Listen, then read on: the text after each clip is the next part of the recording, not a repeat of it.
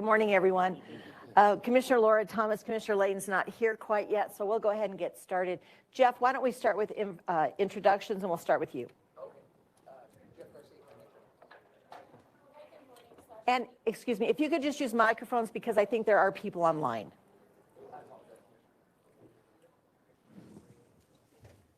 Garcia County Attorney. Good morning, Sasha Easton, Director, Arapahoe Douglas Works.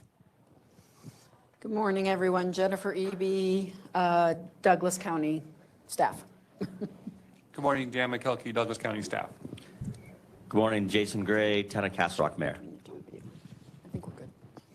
Hi, Dan Marlowe, Help and Hope Center. Good morning, Erin White with Manor Resource Center. Laura Thomas. Sean Sanchez, Douglas County Sheriff's Office. Phil Domenico, Captain, Highlands Ranch Division, Douglas County Sheriff's Office. Tiffany Marcito, Heart Team. Mike Wade, Executive Director of the Douglas County Community Foundation. Mike Hill, Douglas County Health Department. This is the Mike corner over here. Commissioner Layton, do you want to take over?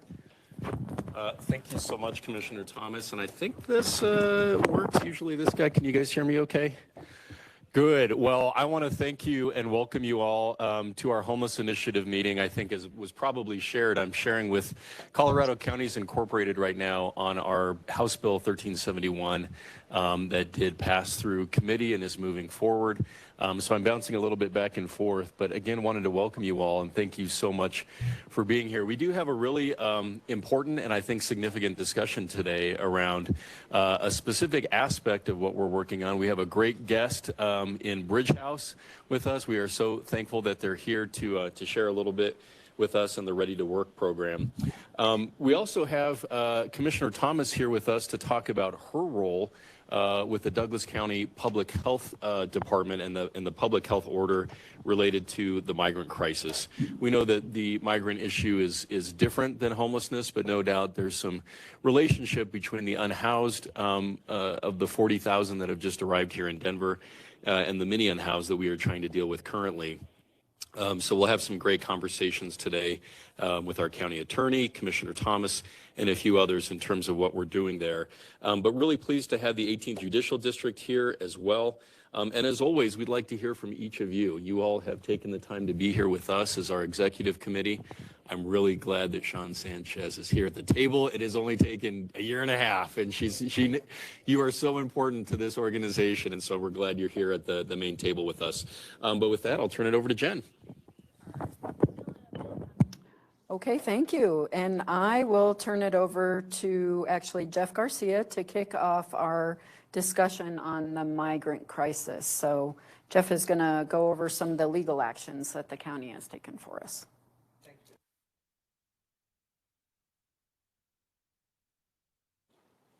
Can you hear me now? Thanks. Howdy, everybody.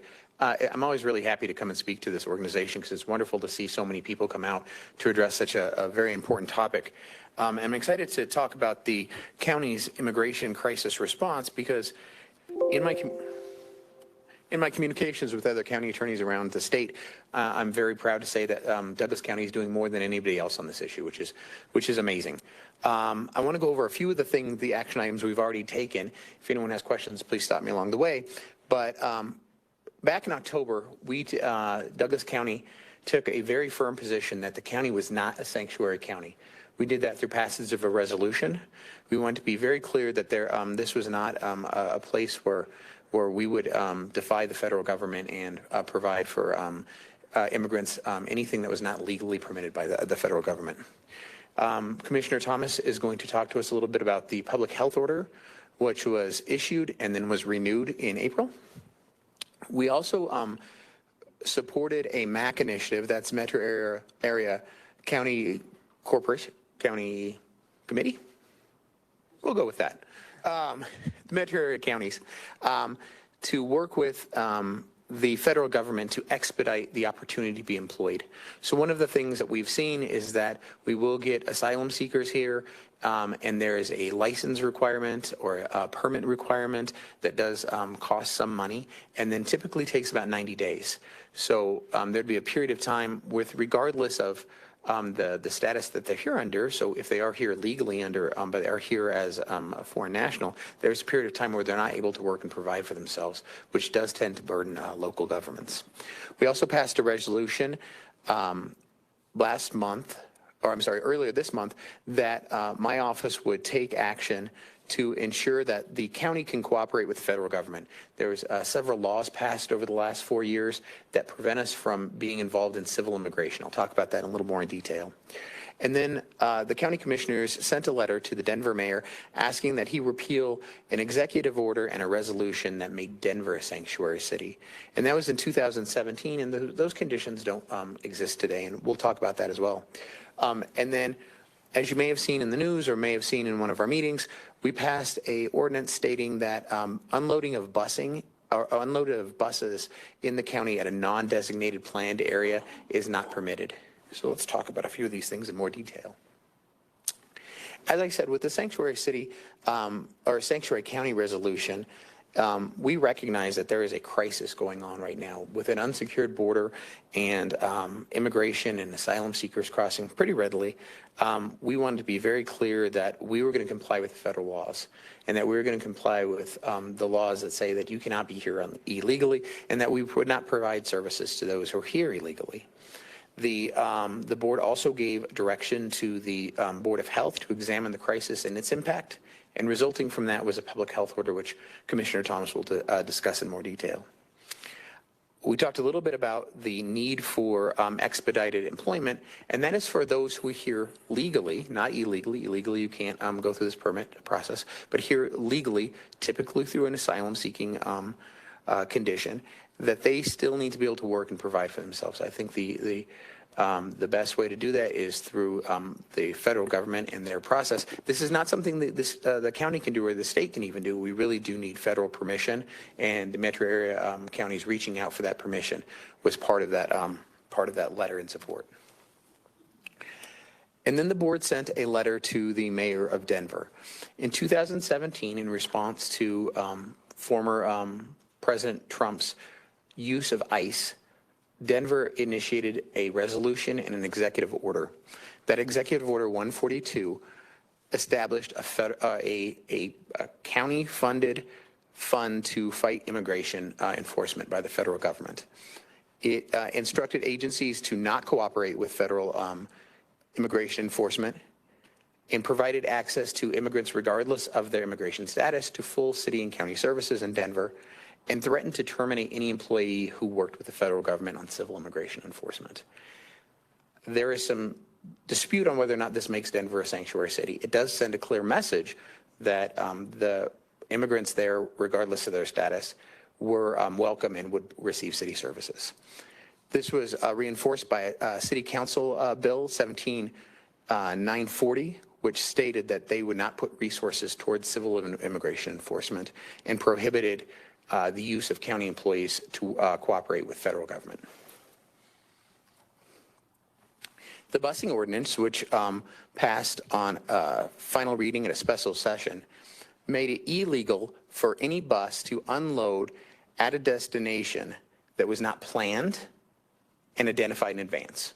So that is to say, if you were planned for your bus to travel to Denver, you could not unload that bus in Douglas County.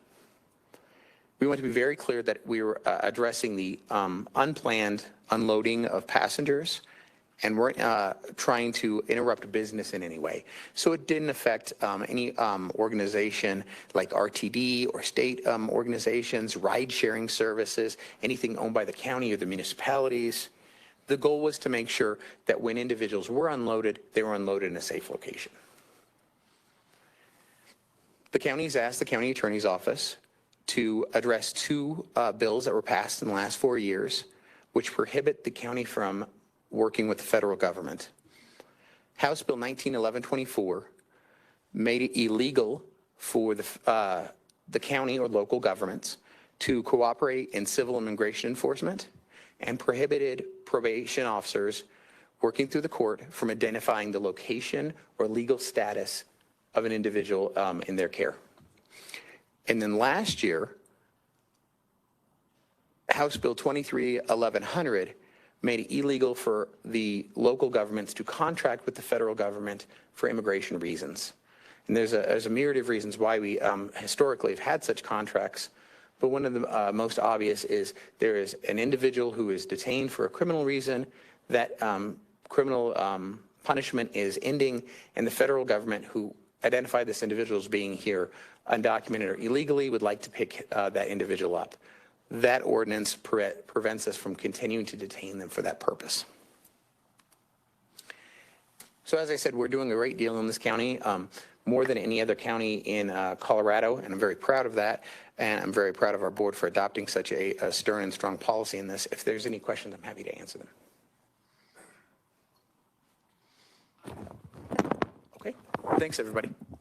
Thank you, Jeff. And I'll just make some comments from a board level, and I have no doubt that my colleague has some thoughts on this as well. We are of one mind as a board of county commissioners on this. We always lead with compassion, and so we want to make sure that we are recognizing the plight of those that are seeking asylum and refuge in the United States and certainly in Colorado. I'm the first Latino elected commissioner in Douglas County's history. It is significant to me, and I certainly recognize the plight. I'll add, I have a Venezuelan migrant who came here legally several years ago who lives in my district. We had the opportunity to have a conversation with him, and one of the great challenges he encountered is that when he first arrived here, he was fleeing a really difficult circumstance where he had two uncles that were assassinated for a modest amount of property. His mom was almost abducted twice. And so he fled here with his mom, got here legally, and he is now an Uber driver working in Douglas County, working in my district. When he first arrived, you know, he has a bit of an accent, and people would ask him where he's from. He would say Venezuela, and people would respond by saying, wow, that's great, welcome, fantastic. Fast forward to 2024, and he is getting a lot of negativity and harassment and challenges when he's asked the same question. And a lot of that is associated with what's happening. And again, we lead with compassion, but we also recognize the numbers. In this room, we know that in Denver, there were about 5,000 unhoused that were really difficult to address. And we've been working collaboratively with City and County of Denver for some time on this. You think about the number of migrants that have recently arrived in the last year and a half, and it's 40,000, which is twice the size of the city of Louisville.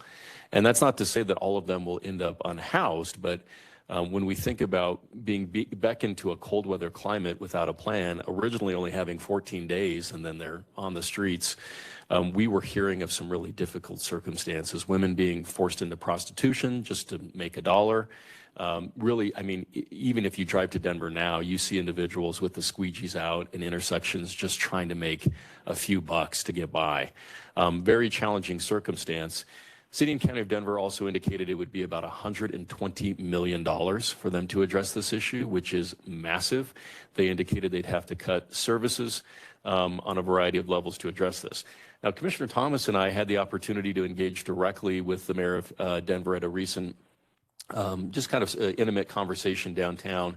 And I was really pleased by the collaborative nature that Mike Johnston has taken. We have agreed to work together on work authorization and reducing some of the barriers so that people can get to work. But more to come. I would agree with everything that Jeff just said. We've taken some very proactive actions on this. But I would love to turn it over to Commissioner Thomas to talk a little bit more about the public health order and what we've done from a public health standpoint. Commissioner Thomas.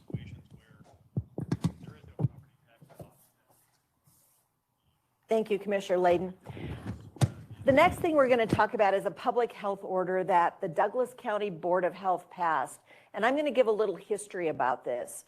If you all remember, Douglas County was part of Tri-County Health up until July of 2020 when the Board of County Commissioners gave Tri-County their one-year notice. And I think this is really important to bring up because if we were still part of Tri-County Health, I think the possibility of us being able to pass an order like this would have been very slim.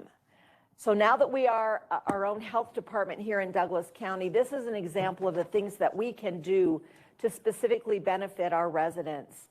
There is a 5-member Board of Health that oversees the actions of the Douglas County Health Department.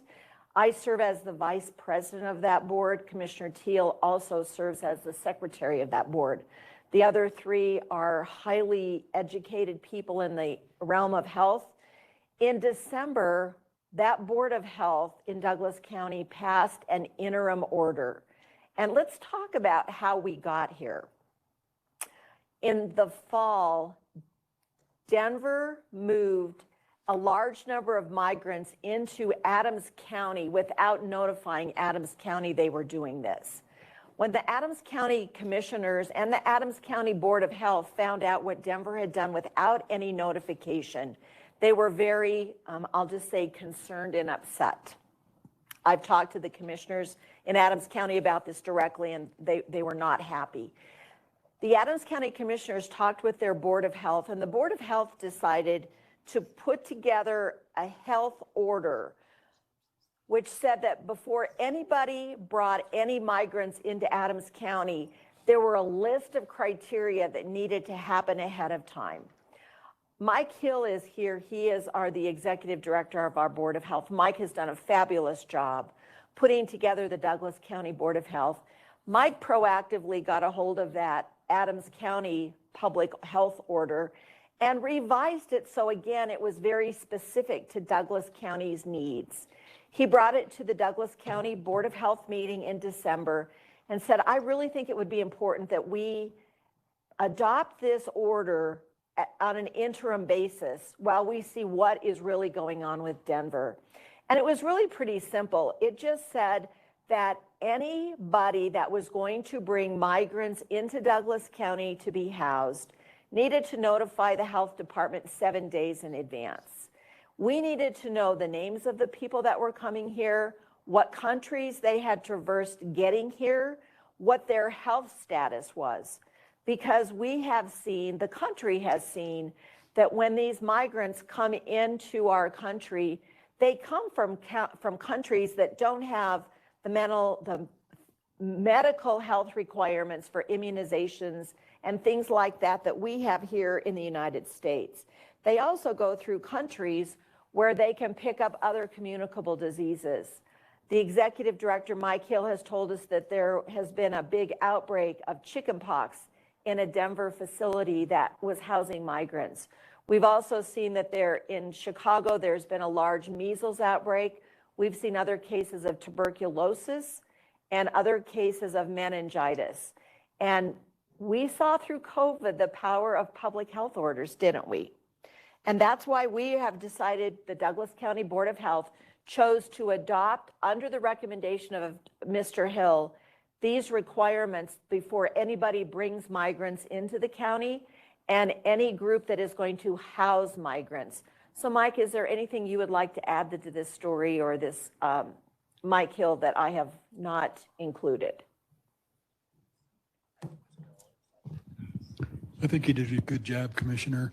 This order is not anti-migrant. The Board of Health doesn't have the authority to tell people they can't come into our county, but it has the duty to protect the people already here as well as newcomers to our county. And I think it's a slimmed down version of Adams County's order. A couple of other counties and districts in Colorado have already asked if they can copy this for their own jurisdiction. So I think it's a good idea. It's positive for everybody, not meant to be negative, and I want to thank the Board of Health for acting on it. Thank you, Mike. State Representative Robert Marshall from Highlands Ranch. I'm from Highlands Ranch.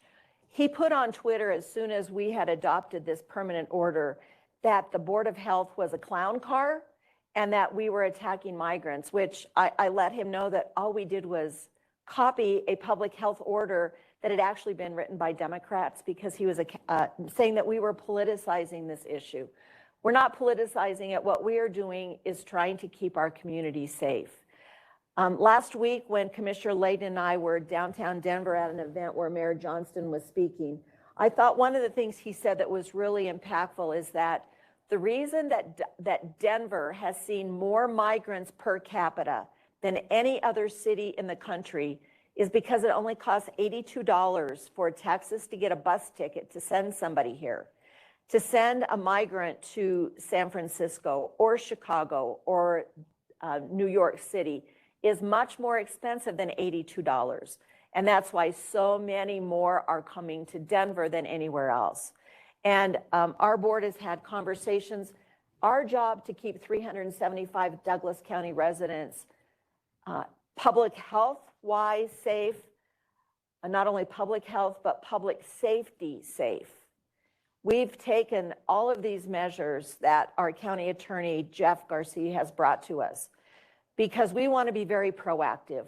We want to send the message that if you're going to come here to Colorado, don't come to Douglas County. We don't have services for you.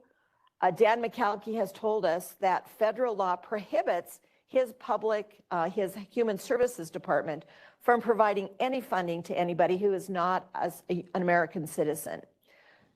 We're not being cruel, we are being realistic. We cannot help you. You deserve to have dignity if you come here, but Douglas County does not have the resources to help you, so don't come here. And that is the basis of why we have done what we have done. Are there any questions? Well, thank you, Commissioner Thomas, for that great presentation and for your service on the Board of Health. And no doubt, having lived through the governance of managing a global pandemic on a local level, this is one of the great benefits of having a local public health department that is objective, evidence-based, focused on public health and doing right by those we serve. So we greatly appreciate that. If I could just add, Sure. I'm supposed to be downtown at a CCI meeting, so I am going to leave only to go represent Douglas County at CCI. So thank you for the opportunity to be here, everybody. Thank you, Commissioner. I'm listening to that call right now. I think they're going to ping me when I'm supposed to come on. But thank you for that. So I did want to give an opportunity for anybody online to introduce themselves. I think we did everybody in the room, but I know we have a few folks that are with us remotely. Anybody online want to introduce themselves? Bob Laguerre from Aurora, representing Mayor Kaufman. Thanks for being here. This is Chief District Attorney John Kellner from the 18th Judicial District. Thanks for being here, DA. Laura Hefta, Parker Town Council. Thank you, Councilwoman. Appreciate you. Chief Duffy, Douglas County Sheriff's Office, Bureau Chief over the Detentions Division. And can't do anything without Chief Duffy. Thank you, sir. Anybody else? Amy Wilson from Douglas County Attorney's Office. Thanks, Amy.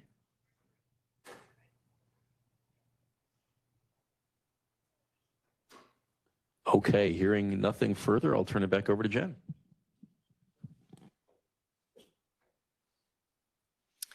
Thanks, Commissioner. We wanted to give the committee, the Homeless Initiative Committee, an opportunity to talk about what they're seeing as far as immigrations that may have come into Douglas County, any sort of activity. What I have heard so far is that what we're seeing is pretty low numbers, but some, a little bit of activity, especially I know that there was a pretty substantial amount of activity happening in January, and we did also see some additional activity around January and February as well, although what I would characterize as pretty small numbers, in the 10s and 20s is what my understanding is.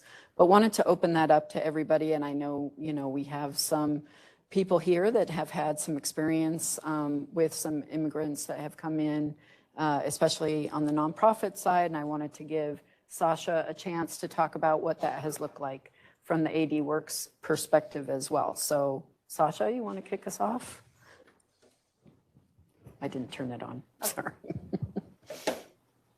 All right, so at Arapahoe Douglas Works, we haven't, to Jen's point, haven't seen a huge influx of immigrants and migrants in our service delivery. Similar to what Dan's programs are, our programs for funded services require lawful presence or citizenship. All of our grants at Arapahoe Douglas Works are either federal or state grants, so that's a requirement. So should we have somebody come into our offices, we'll assess for their eligibility for those services. Individuals that do have work authorization, so an EAD or work authorization documentation, we'll work with them to get placed in employment opportunities. So our business services team is working to get a collaborative of employers that are willing and able and interested in hiring individuals with work authorization in their organization. And so we'll partner with them on upskilling those individuals that need digital literacy support, need credentials, potentially that need translation services. So similar to human services programs, our programs, WIOA discretionary grants do require that lawful presence, but we do try to work with them once they have that. To do that, we partner with the Office of New Americans at the state level, as well as our regional partners in workforce development. We do have a job fair that's in the works in May in partnership with the Office of New Americans in Denver County to connect individuals with work authorization to employers. So we'll have translation services on site, our forms translated, and support. So that more details to come on that. We had a very successful event a bit ago where we had over 600 individuals with work authorization attend. So we're working to really build that coalition of employers that are interested in hiring this population, because really you may have heard of this in the news, but there is a labor scarcity. There's in the Metro Denver area, there's 1.7 jobs available for every job. And so, you know, working with employers to see this as a value talent pipeline for those that do have that work authorization. Thank you.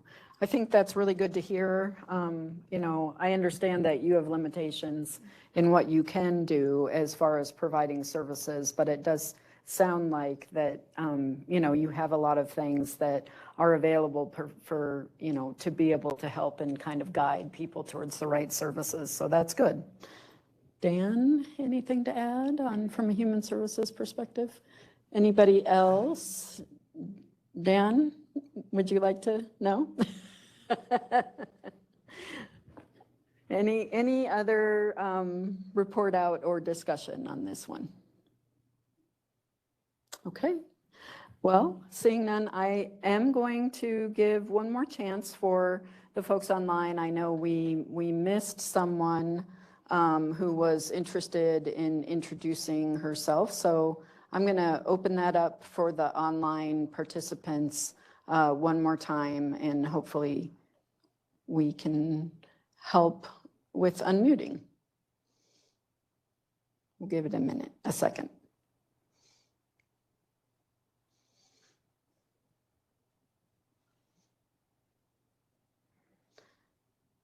Okay. Well, I can speak now. I see I'm unmuted. It's Kimberly Preby. I just wanted to participate today, get more information. I know that I work at Developmental Pathways, and you know, housing is a big issue for, you know, all of the individuals we serve and the families, and so I'm just excited to be a part of this group and learn more. Great, Kimberly, thank you for joining us and introducing yourself. We appreciate that. Technology can be fun, right? We are going to go ahead and move on to our next part of the agenda. So we have a presentation from the 18th Judicial District Attorney's Office, and we have Corey Kaller, who is joining us. Yes, good morning. Thank you for having me. I'm Corey Kaller. I'm a Senior Deputy District Attorney down here in Douglas County. I wanted to start talking about some kind of developing systems in the court system, not here in Colorado, not here in Douglas County, but across the nation, about how court systems are addressing homelessness. As we go through this presentation, I'll talk a little bit about some barriers, some needs, and then I also want to talk about some successes we've had here in Douglas County fairly recently. I think one of the most innovative kind of ways the criminal justice system is trying to address homelessness is out in San Diego. It's the homeless court program. It's a diversion program that's trying to divert people out of the court system if the root problem is actually homelessness. Their model is available. Their website is on my PowerPoint. I'm happy to share that, but it's a voluntary program, much like our diversion program here in Douglas County is as well, so someone has to sign up. It is a program that serves a wide range of misdemeanors, and I have a little asterisk next to that because it's limited in some ways, and it would be limited here too. It doesn't serve things like domestic violence, DUIs, some of those higher level criminals that are in the misdemeanor range, but it does serve things like trespasses, theft, some assaults as well that are very common in the homelessness population.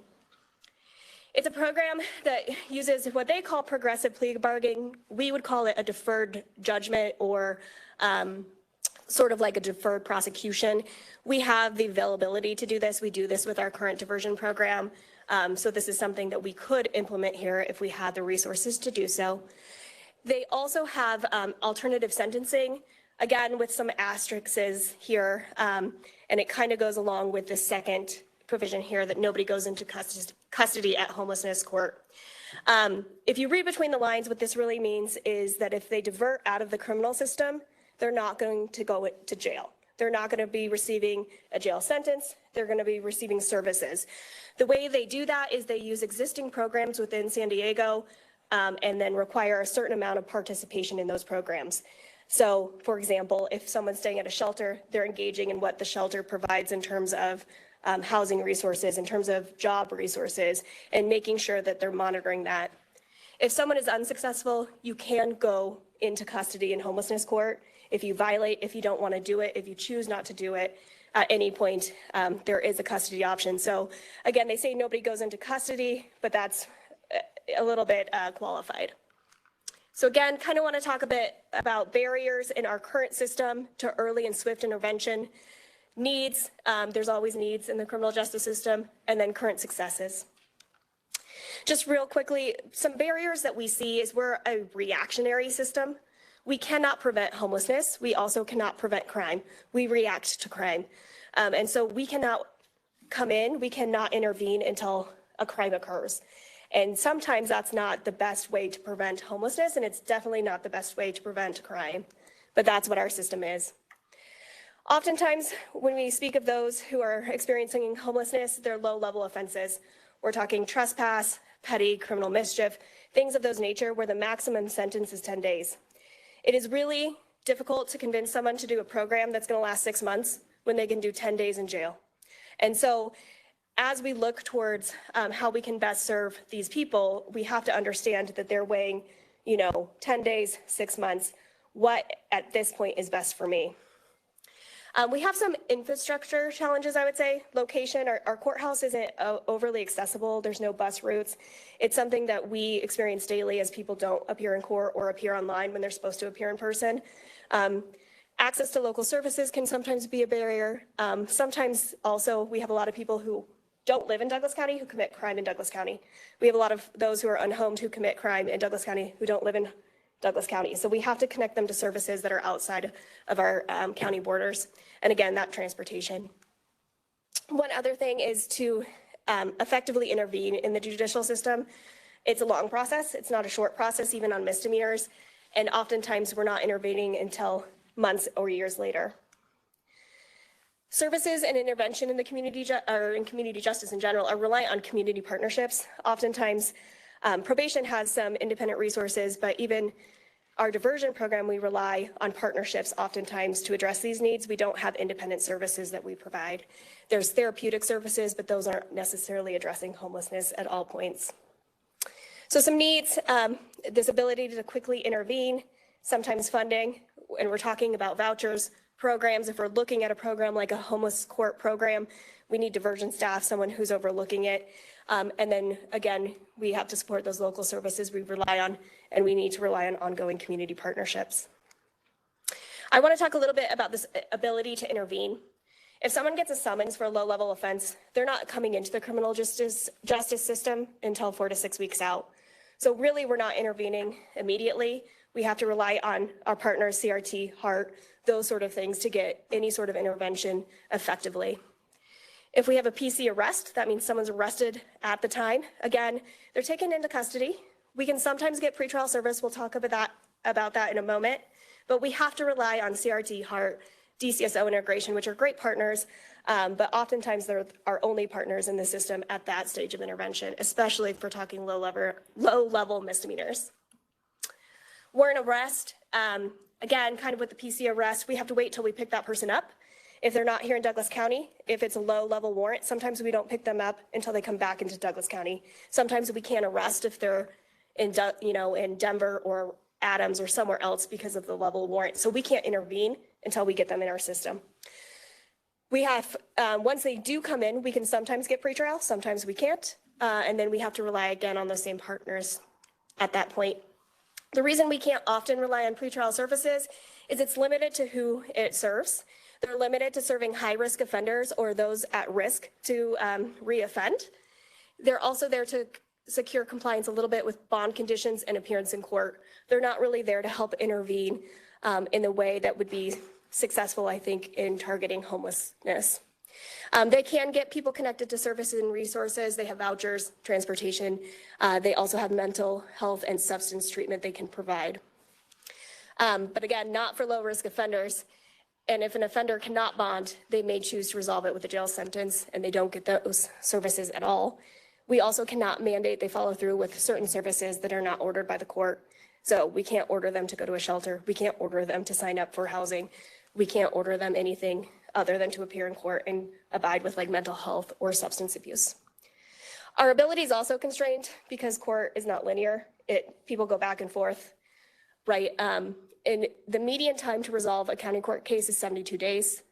The median days of case resolution in general is 212.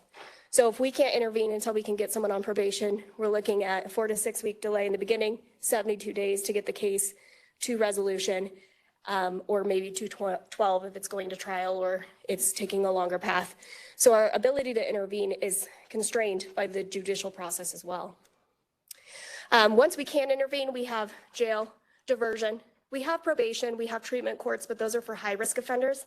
If you don't have a felony, you won't be served in those treatment courts with limited exceptions. We do have an assist caseload for mental health, and then we have community corrections in prison once we can intervene. With our diversion services, they are there to support and connect, but they cannot prevent homelessness. They focus on therapeutic treatment. They can get restitution, but they cannot address homelessness directly unless it's related to a criminogenic need. They also need to tie their services to that need. In terms of treatment courts, again, they have a little more access to service. They're really, really great, but they're only currently in Arapahoe County. Once we split, I'm sure that will change, and they only handle felony level of care. So if we have a repeat offender coming in on trespass, we're not serving them in this court. For probation, again, they have a little bit more resources. They can connect to job stability and help address this in a little bit better way, I think. I do want to talk as I end a little bit about some successes. This was a defendant. My understanding is he had really bad mental health disabilities. He was experiencing homelessness. CRT was able to get involved with him. They got him on some medications. They were able to connect him with services, and he had active warrants. They brought those warrants to our attention. We were able to get him into court, get him stabilized.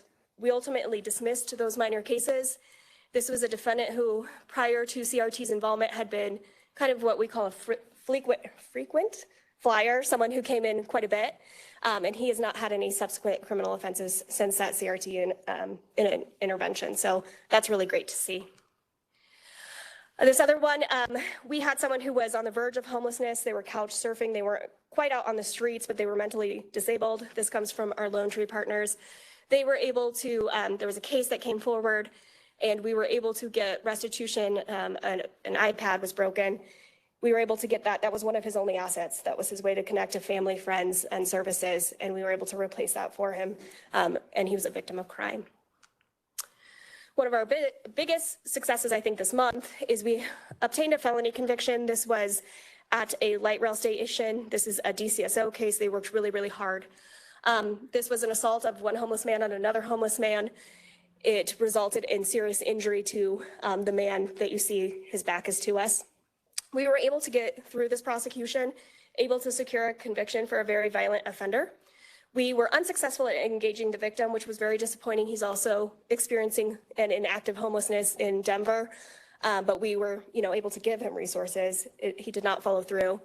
He did not come in for trial, but due to the work with our community partners, DCSO in particular, we were able to get this conviction and keep someone who was very dangerous off the street. So I think that's a pretty big success, and showing we'll support convictions even if, those are not able or willing to participate. So that's what I have. Wow, incredible. How about a huge round of applause for John Kellner in our District Attorney's Office. Thank you all so much for being here. As a member of the bar myself, I'm always really pleased to see bright attorneys showing up and doing incredible work, and you don't often get the thanks that you deserve. So really appreciate that. I think from a public policy standpoint and a statewide legislative standpoint, I think the systemic issues around recidivism and creating opportunities for greater discretion, both with our jurists, our judges, and then, obviously our prosecutors, to provide some measure of opportunity for folks that have these recurring issues to be able to get the treatment that they need. The specific example that always stands out to me is one that Jen and Rand set up for me. We had the opportunity to go visit STEP Denver, and the executive director of STEP Denver said, hey, I was unhoused, got brought in on a substance abuse charge, and because the court had discretion within his case, said, look, you either are going to end up in jail, or you have the opportunity to enroll in a substance abuse prevention program in STEP Denver and get yourself sober again. And his story is that not only did he get sober, but he worked his way through the program to now be the executive director. And so really like those opportunities. And I don't know the facts or the nature of his case and how that was able to occur, but I know that we've had a lot of conversations around specialty courts and the opportunity to help you all alleviate some of the pressures on your dockets and with your caseload. I know you guys are taking on just an unbelievable number of cases. If there's an opportunity to get people that have substance abuse issues, mental health issues, and issues of just being unhoused to the treatment that they need through appropriate sentencing, boy, we would love to partner on that. I know that with JD 18, a lot is coming, or I'm sorry, JD 23, a lot is coming with our new judicial district. But again, tremendous thanks for all your work, and thanks to District Attorney John Kellner for participating and being such a great public servant with us.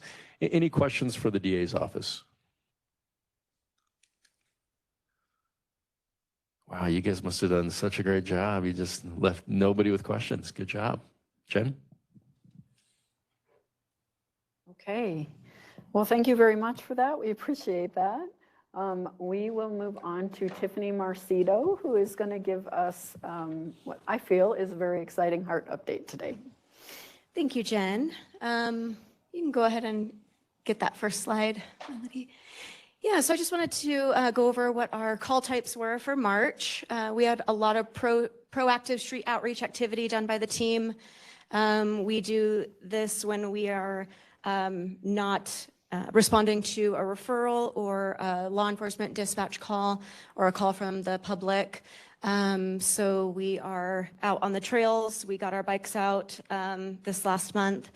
So we're canvassing the trails under bridges, riding the RTD light rail. We are all over the place these days.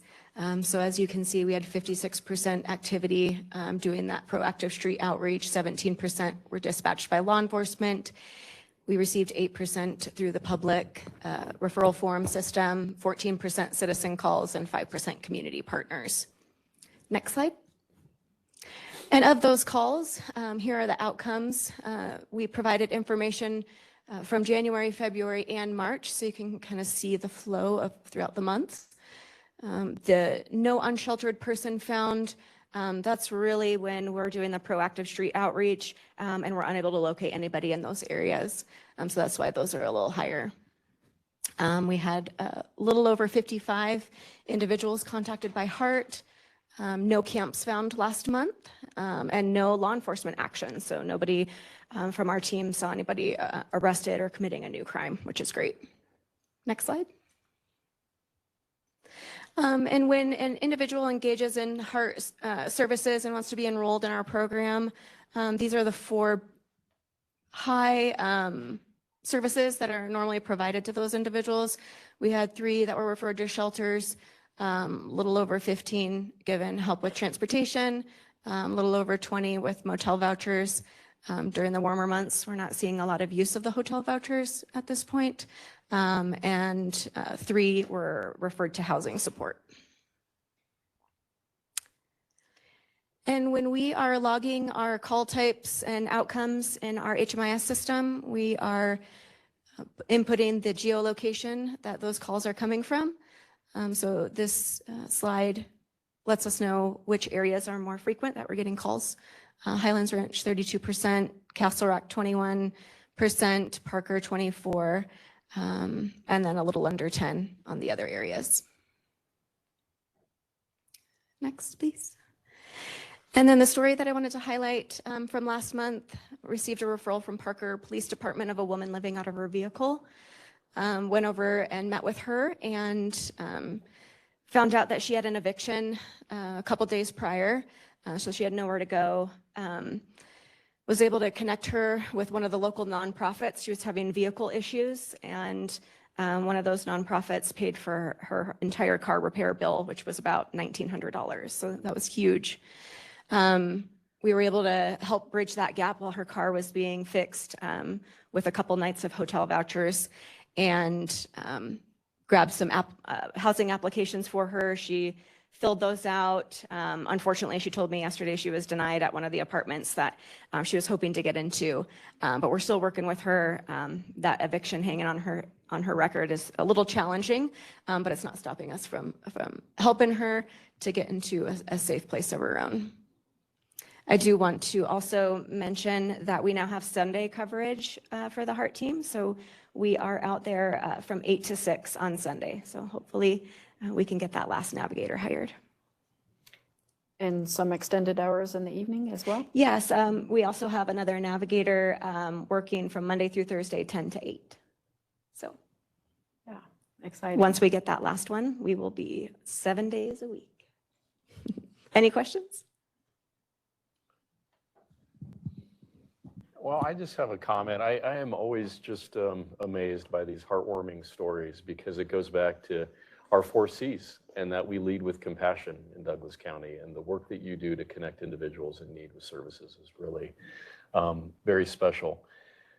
I think, you know, I'm also encouraged that we've gone from 3 teams to 5, and that's hopefully alleviating some of the additional, you know, work and challenges. But what is really great, if you go back a few slides, one thing we asked the Heart team to do is provide us with that month-by-month statistical data, because it's great to see a snapshot when we come in here and see what happened that month. But if this executive body can see how it's progressing, you know, over time, that may be more informative for you all. And this tells me a lot. I think to your point, it's warming up, so less need for shelter. But the flip side is, in general, it just seems like a lot of the metrics are down. Anecdotally, I always hear that panhandling is just, you know, they cross over into Douglas County and people don't see it. And I don't know if that's true for you all, where you're at and what you're seeing. I see the mayor of Castle Rock shaking his head, which is always a good thing. Thank you, Mayor. But that is hopefully the experience, that when you come to Douglas County, you get a sense that we're on top of some of these issues. I will add, I think one of the big challenges is, as it warms up, we always see that increase in the unsheltered outside, especially when it comes to panhandling, the related issue. We have had and developed this really great communications, our 3rd C, around handouts don't help and our signage. Any business in the county can sign a trespass letter and print out for free a PDF of that sign and put it up anywhere they want. I wonder, what I would propose to this group is whether or not we would recommend to the Heart team that you all have printed signs just in your vehicles, and if there's any downtime and you go by a Safeway or King Soopers or a Lowe's or a Home Depot, that perhaps one of your engagements might be with the business owners or the managers to say, hey, we have a free sign and we'll put it up for you right in your window so that your customers can know. It'll help you, it'll help us. But I just wonder if that would be a help, because again, I saw the community referrals from the public, and is your feeling, Tiffany, that that's up, or is that kind of at the same level? The citizen calls and the public referral forms? Those referrals have been pretty consistent since HART began. I do know, to your point, that Greg Matthews just went through a diesel class, and one of his projects was to reach out to more businesses throughout the community to let them know about the Handouts Don't Help campaign, along with how to request a sign, like a physical sign. But that's a great idea for him to carry printouts with him as well. If somebody wants to start with just a printout copy, I definitely will put that in his ear. Well, thank you for that. I'm a huge fan of Diesel. Diesel is our leadership institute where people from different departments all get together and collaborate. It's one of our secrets in Douglas County. All the different departments come up with ideas, and then we try to implement them as a board. The reason I love that is if you're the manager of the local Safeway, you're focused on stocking and produce and keeping people employed, and you're not necessarily thinking about these larger public policy issues. So I know one thing we found is when we make it easier for folks, they're more likely to adopt. So I love that idea of just having printed out signs, show up, explain it, maybe have a copy of that trespass letter. Jeff, what can we do to help make the trespass letter easier? Yeah.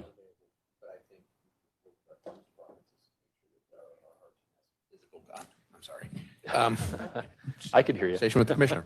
But I think we can work with the comms team to make sure that we have a good physical copy that we can put, that is a good size and is able to maybe be a little bit more than a person could make at home or, on their own business, and have it available. And it can even be available here so that someone can come into the Miller building and pick one up. So make it as easy as possible so that they don't have to go through any extra effort. Okay, well, let me take a kind of a temperature test for the executive committee. Is anybody opposed to recommending that to HART, that physical signs and trespass letters as they're going out and meeting with folks to help make it easier as it gets warmer? Anybody opposed to that? Okay, well, maybe some interest. It sounds like Greg's already on top of it, so He is. Sounds good. Okay.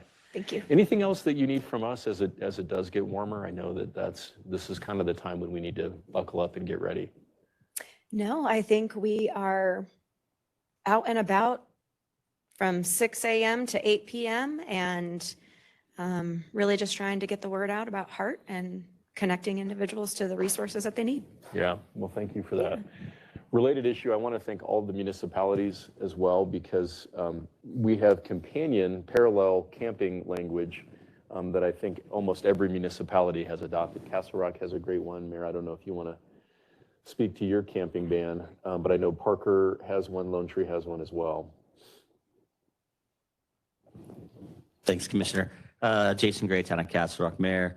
Yeah, we have one. We've implemented it, gosh, it must have been a year ago or so, and it's helped a lot. It has to do mostly with waterways and that kind of thing, and safe drinking and that kind of thing. So it's helped us a lot to help enforce, but it's also helped us try to keep our streams and waterways clean, that kind of thing. So it's a good program, and I think that you're right. You guys did something similar, and a lot of other communities have too, and we haven't had really any pushback. So that's good.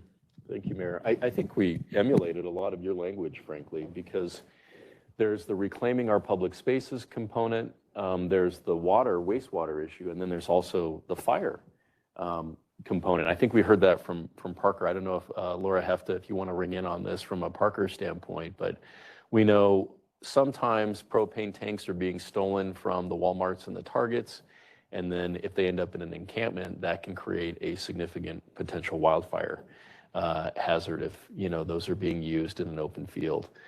Laura, is there anything you wanted to share from a Parker standpoint? Well, we have seen an increase in crime in Parker of an unusual nature. We have seen fires and other gas station issues. So I think you're correct on that, Commissioner Layden. Unfortunately, our police are working very, very hard.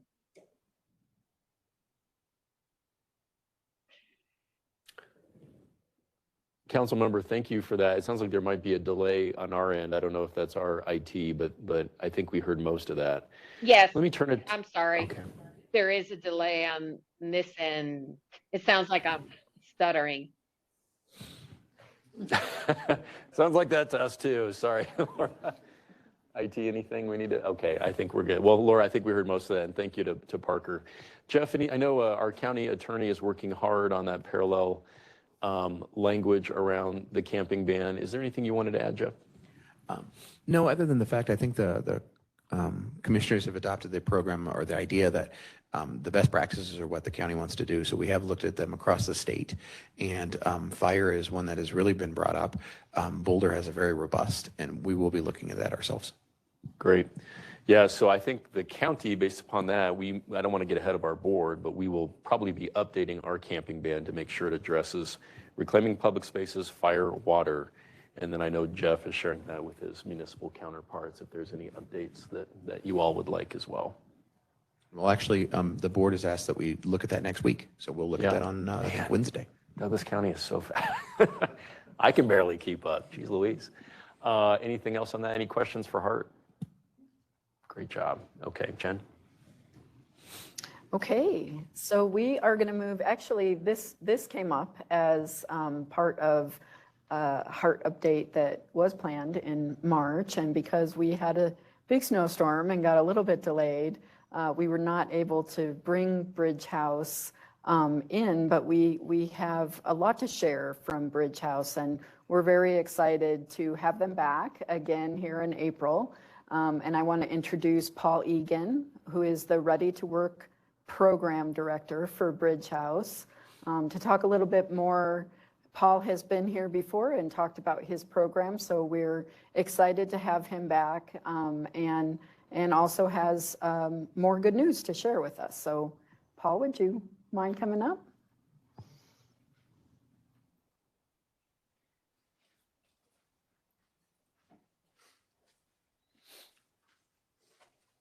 Truly one of my least favorite things to do is public speaking.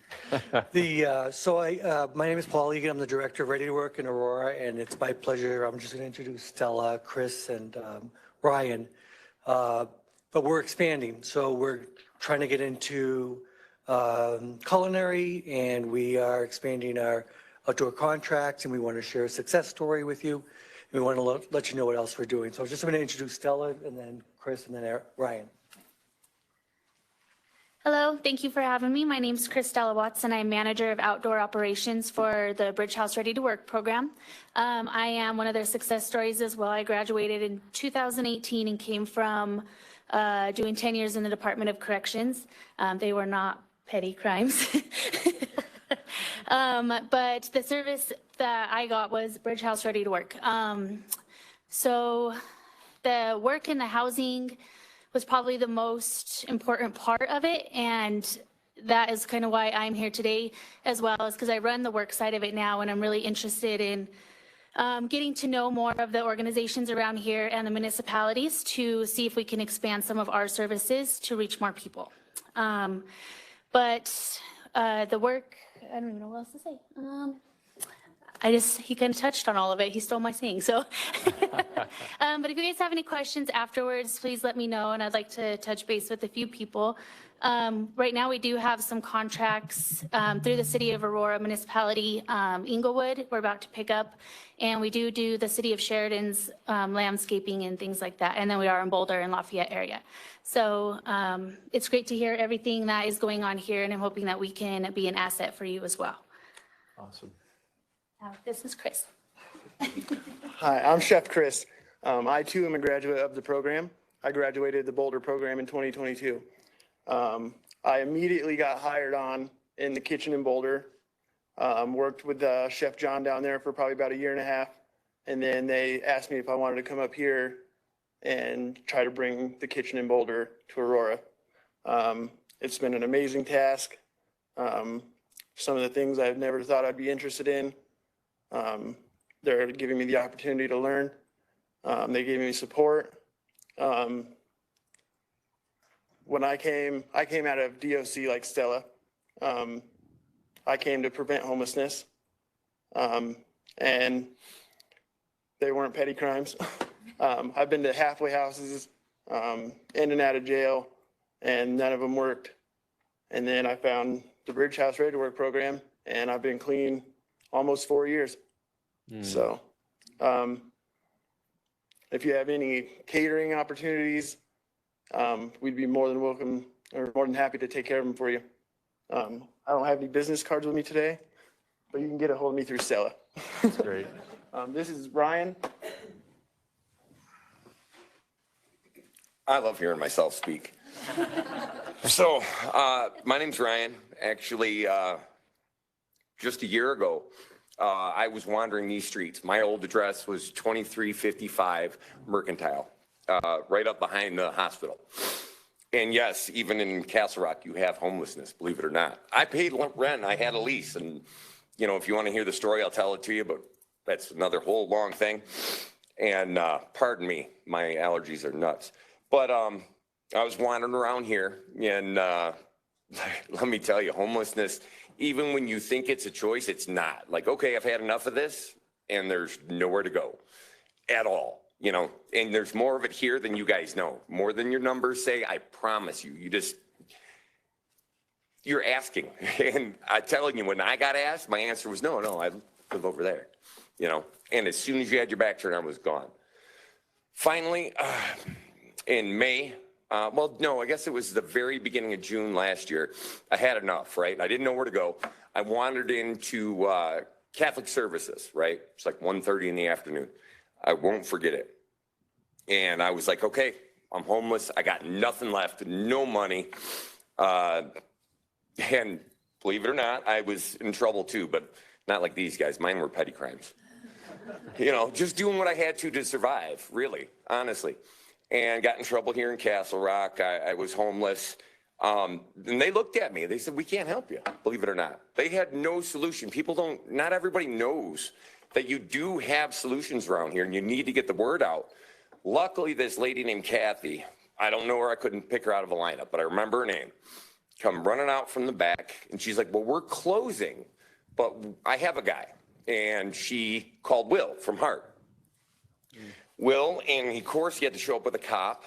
And, you know, homelessness and police don't go together. You know, they walked in, I'm like, all right, I'm done.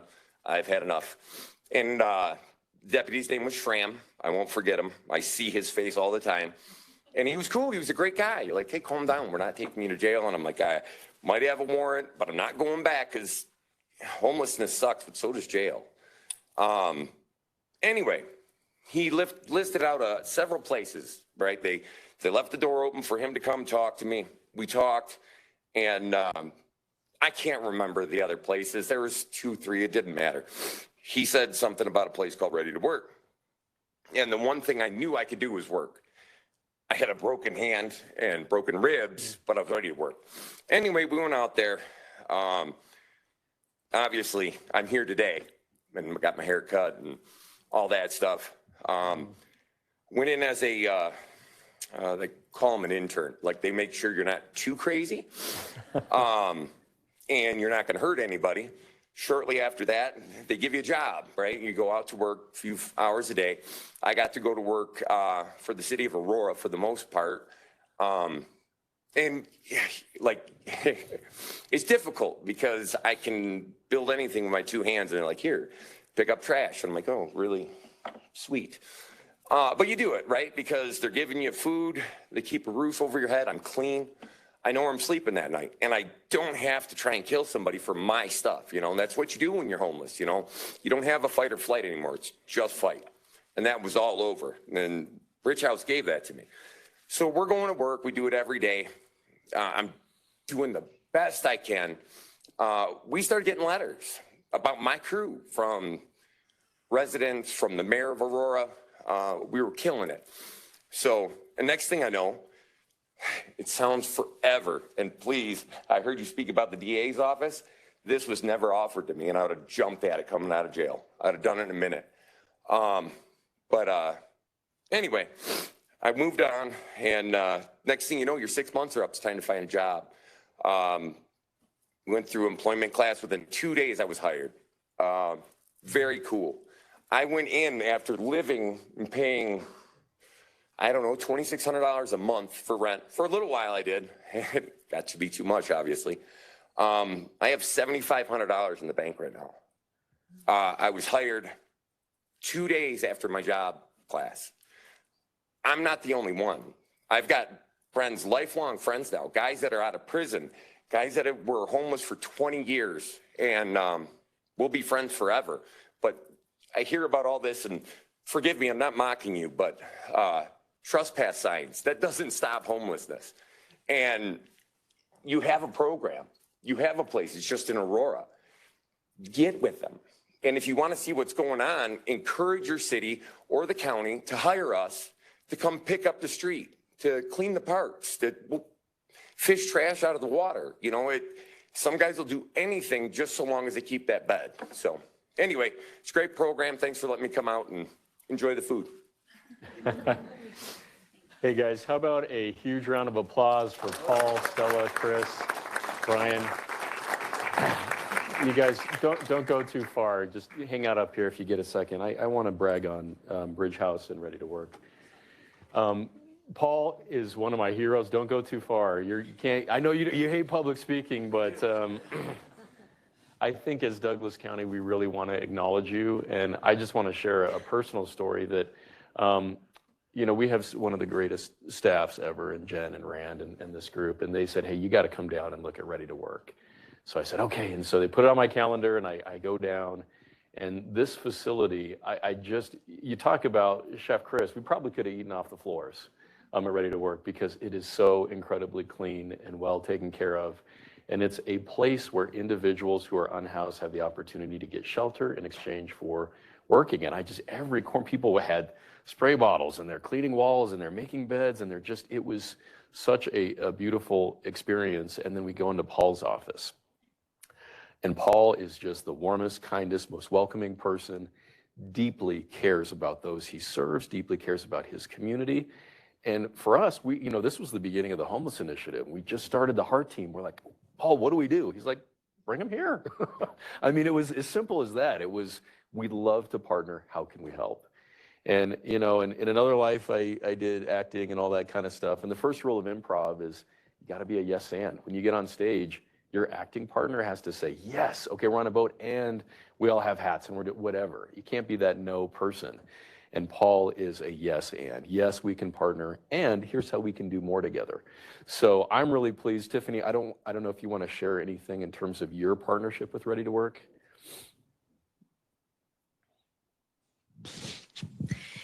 Yeah. Anytime any member of our team contacts Paul, he always has a bed available for anyone, whether it's male, female, and if they end up not being appropriate for their program, they'll find another safe place for that individual to go. He told me the other day, we have beds, send people our way. They are always willing to take anybody that we come across who wants help. It's truly amazing, very responsive. They have a great shelter there, great food, as you can tell from this morning. So I just really want to thank the Bridge House. Love Ryan's story, and we can't wait to continue our relationship.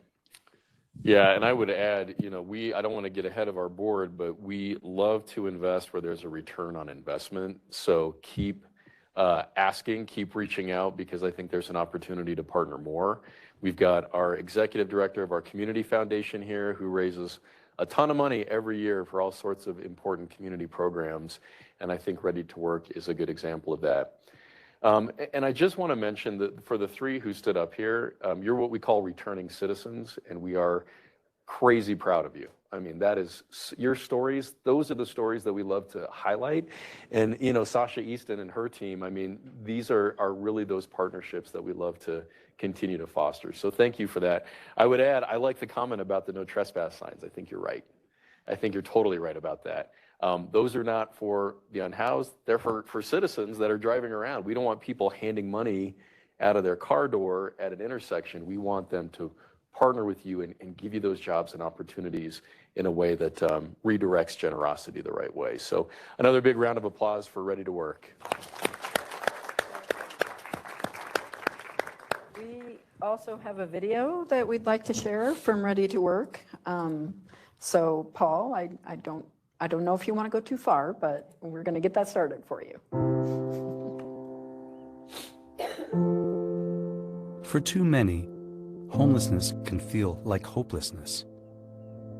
Bridge House's Ready to Work programs are dedicated to effecting sustainable change on an individual level, pointing the way toward a new life for those desperate to break the cycle. When it comes to homelessness, one size doesn't fit all. Though they're too often viewed as one community, we see the homeless population as 3 distinct categories.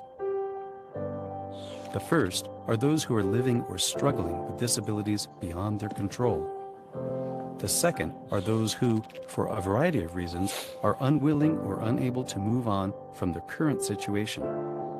And while there are many organizations doing amazing work to help those populations, Bridge House focuses on the third segment, those who want to work and are motivated to work, but need the housing, support, and wraparound services to sustain their employment. So, how have we helped nearly 500 graduates get out of homelessness? Bridge House is focused on finding and sustaining employment for those who are ready to get back to work, using what we call the 3-legged stool approach. This means 1, providing employment through one of our social enterprises, Community Table Kitchen, or our outdoor work program. 2, providing housing that allows our trainees to build a rental history in a safe and supportive community. And 3, providing support through financial education and career mentoring, medical and dental care, recovery services, and more. Right now, Bridge House is in Boulder and Aurora, and we just broke ground on a 3rd location in Englewood. In 2024, we will see our census reach up to 150 beds nightly. Bridge House has helped other organizations and nonprofits around the country learn how to implement this same model, and we believe it can work in any community, in any city, anywhere in the nation. So, how can you help? Community support from both individuals and corporations is essential to realizing Bridge House's mission. Whether donating time and talent as a volunteer or making a monetary contribution, it's the collaboration of the community that creates a positive impact for our unhoused neighbors. Bridge House's innovative social enterprises offer multiple ways to support our programs. You can order catering, or purchase a take-and-bake dinner from our own Community Table Kitchen, stop by our cafe in Boulder, or order a gift of Danconia's truffle brownies. Homelessness doesn't have to mean hopelessness. Join us as we create meaningful solutions that change lives and create a path to self-sufficiency. Join us in our mission to be unstoppable in the face of homelessness. Awesome. Way to go, guys.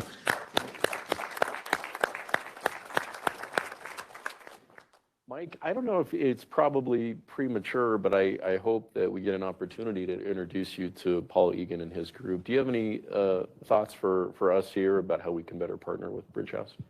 Thank you very much, Commissioner.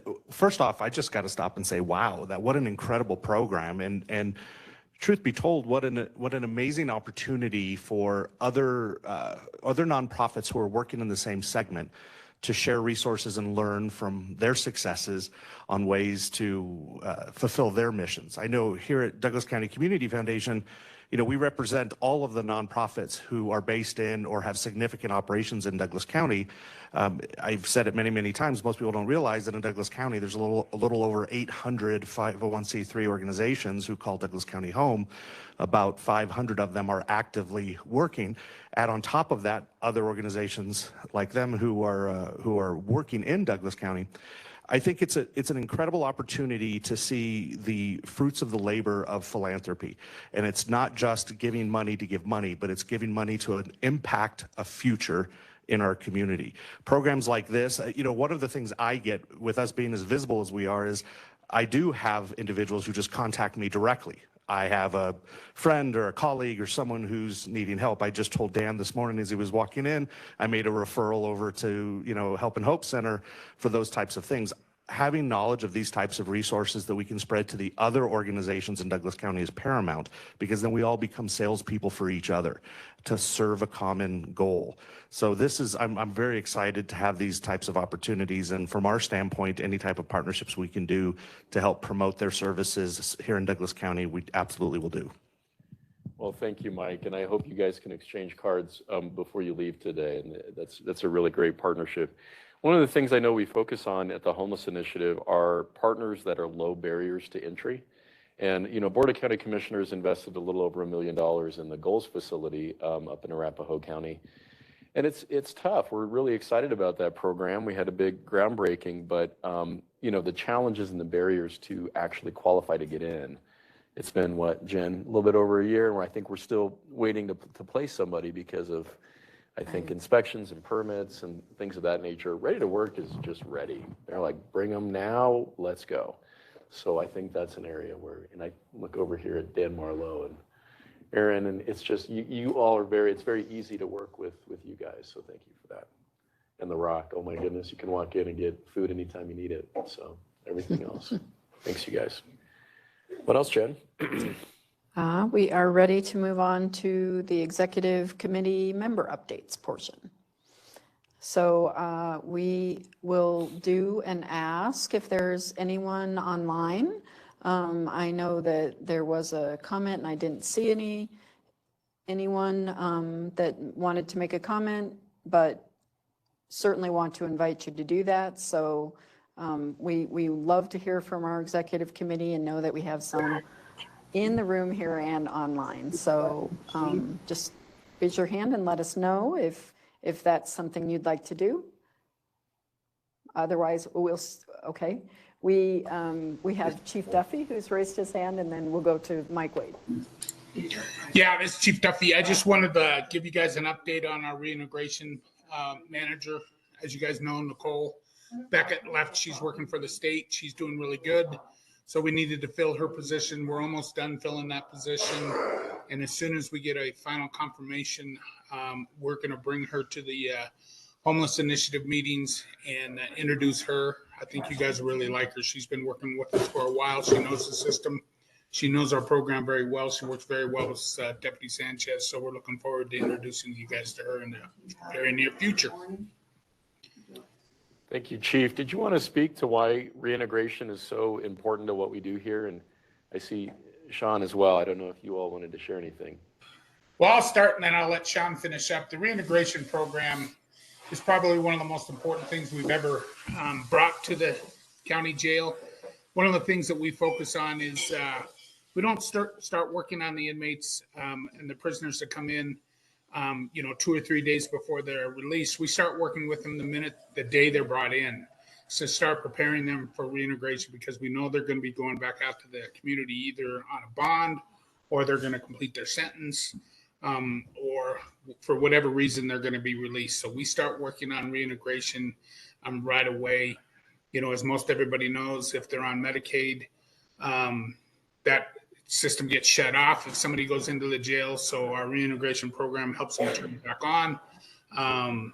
It gets them back into the community, where they want to go. 65 to 70% of our inmates are not from Douglas County. So when they get out of the jail, they usually want to return back to their hometown or their home area, and we help them do that. So we work with a lot of different outside agencies and programs to help us bring services to the inmates while they're in their jail. We're looking at bringing in a couple more here in the near future. So I just think it's probably one of the most innovative and productive things we've ever brought into a county jail system.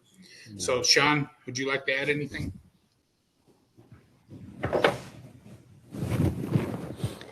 I absolutely would. We actually do utilize Bridge House as well. I have a pending transport later today to Bridge House. And some of the things that you may not realize is that we also help support the problem-solving courts that are in Arapahoe, and we're heavily involved with us transitioning over to the 23rd.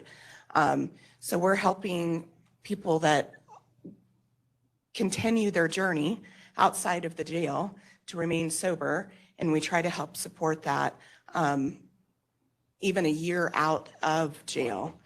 We go and meet with them on community visits. We're meeting with them in courts.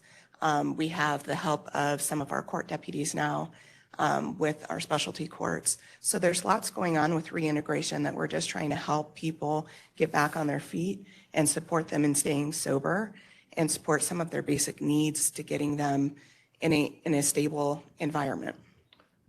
Well, Sean, thank you so much. Thank you, Chief. Part of this is we try to be responsive to the municipalities, and I know, the mayor was such a great leader in this, as was Castle Rock, and part of the, again, systemic issue is you had people walking out of our Justice Center here in Castle Rock with no ride, no opportunity to re-enter the workforce.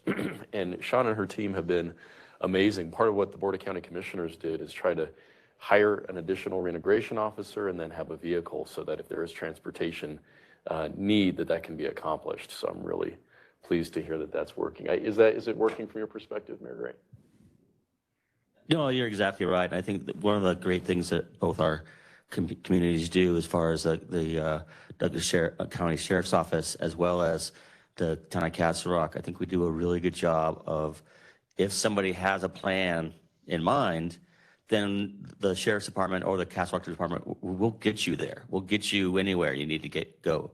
If you don't have a plan in mind, but you want a plan, then we will help with that plan as well. So I think we're doing a much better job of the reintegration is amazing. Chief Duffy nailed it. I mean, you're right. You guys had a presentation a few weeks ago or a few months ago. It's just incredible the amount of work and you guys do, but the amount of heart that you have, and just the love of community and trying to help people out. I think that, that this has been such a great program and great group. And I think what we're doing now is helping people stay housed rather than, and I think that's kind of a new thing that this community is doing is how do you stay housed and how do we help you? And I think that is a way of hopefully keeping people off the streets and employed and have a great life and just have a future in mind. So it's a great point. Thank you for that, Mayor.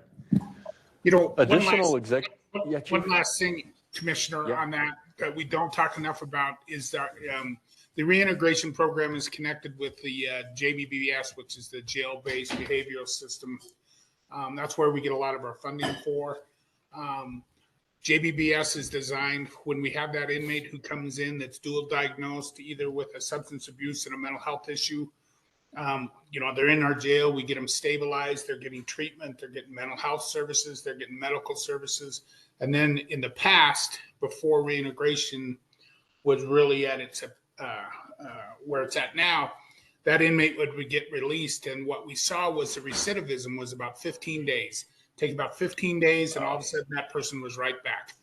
Meeting with our medical unit, that's how the reintegration came to be, was what is the correlation of these 15 days? Because I heard it when I was a detective all the time from families when a crisis hit, and they said, well, he's been off his meds for 15 days. And the psychotropic meds are a very tough thing to monitor and track.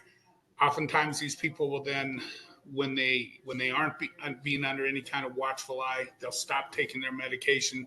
It takes about 15 days for those meds to clear out of their systems, and then off the cliff they go, and then they're right back in the system. So we've seen a very dramatic turnaround because of our JBBS and reintegration of stopping the recidivism rate within Douglas County, to where we try to keep these inmates from just being repeat offenders, not bogging up our court systems, not bogging up the DA's caseload. So that's one thing that has been really successful as well. So that the correlation between JBBS and reintegration is paramount. Thank you, Chief. And Chief serves on our opioid council as well. So, wow, what a great public servant, investing a lot of time and energy in a lot of these initiatives. So thank you for that. Wanted to go to Bob Laguerre next. Bob?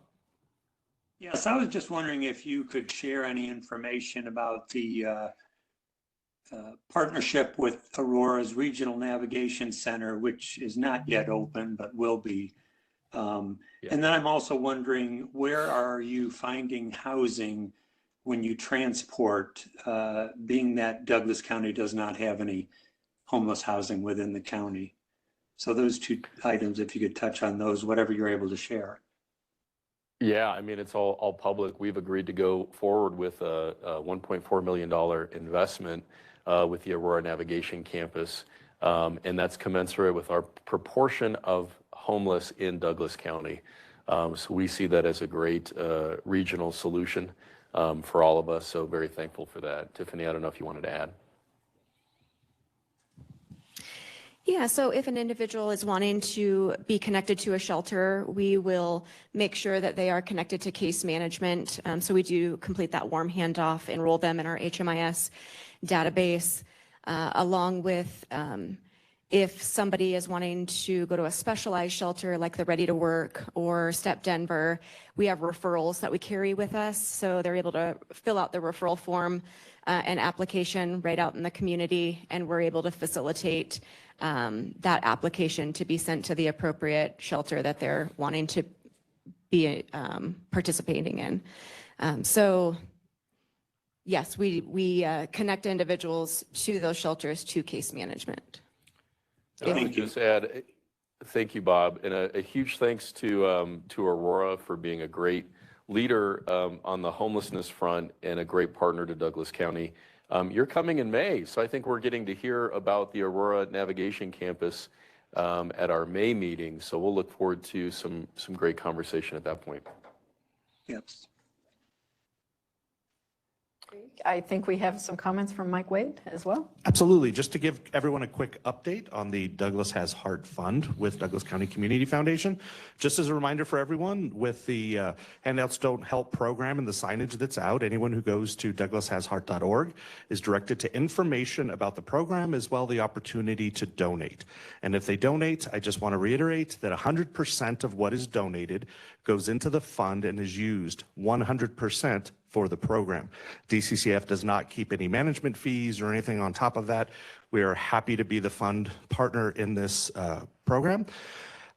So everyone has an update on where we're at with that fund. We're only $750 away from our next distribution, which would happen at the end of second quarter. So make sure that if you scratch off your lottery ticket and you got a few extra bucks in your pocket, head to DouglasHasHeart.org and support the fund, and we'll be happy to make that distribution at the end of Q2. But things are going very, very well. And anyone who goes to DCCF.org, which is our website, also has the opportunity to donate directly into that fund. Mike, that's awesome. And is it premature to suggest a potential recipient of that next distribution? Not at all, not at all. So it is defined who our 4 recipients are as this program works. And every time the fund gets to $2,500, then at the end of the next quarter, we make a distribution to the next organization on the list. The next one up is the Parker Task Force. Awesome. Awesome. That's great. Okay. Additional updates. Anybody else in the room? Okay. Well, we will open it up for any public comment. Is there any public comment in the room? Okay, any public comment online? It doesn't look like we have any online. Okay. Okay, and with that, I'll close public comment and just close. I know we're just past 10:30 and we need to be respectful of your time here. I just can't thank everybody enough. It really is wonderful from my vantage point to see the hard work of so many coming together and really making a difference. So thank you for your investment with the Homeless Initiative. Have a great rest of your day.